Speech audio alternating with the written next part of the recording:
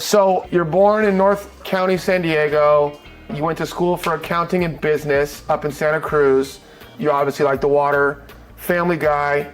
Did you come out of college immediately and did you get into commercial real estate? Yeah, pretty much. I mean, I think a good piece of advice for anybody who's coming out of college is just like the best time to go do a little sabbatical.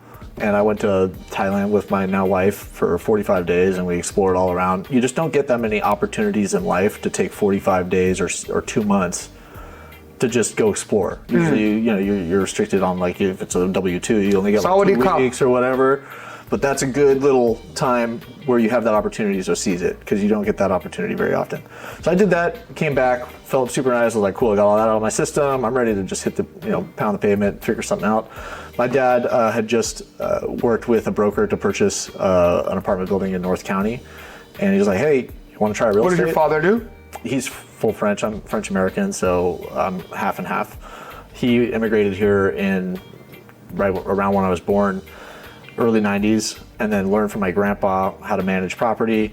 Ended up buying a property, like buying out the brothers and sisters-in-law one at a time, was able to get 100% control of one property, manage that, and then refinance, bought another one. So he was in real estate? Yeah, so he kind of also planted the seed that my grandpa planted with me. And with me anyway, he was talking to a broker at South Coast, and that guy had helped put him into a deal, and he said, hey, why don't you go shadow this guy for a day, see if you want to like learn from him for a couple months, see if it works. So I did that, followed this guy around. He was a top broker here at the company. He's since moved to Arizona, Phoenix, and is kind of doing the same thing over there.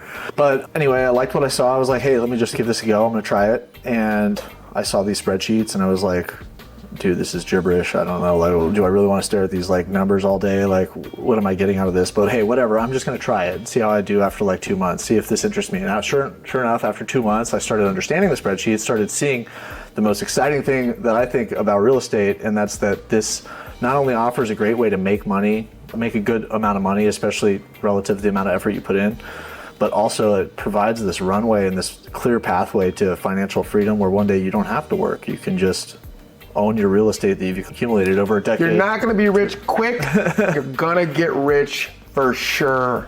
And to me, it's not just about rich, like, I'm gonna be making a lot of money for the rest of my life at this pharmaceutical company where I have to sell every single year. It's like, dude, in 10 to 15 years, like my whole goal is after 15 years from when I started in 2015, I should be at a point where I don't have to do anything day to day because my assets will be paying, plenty of money for myself and my family to survive every month and do amazing, cool things in different parts of the world.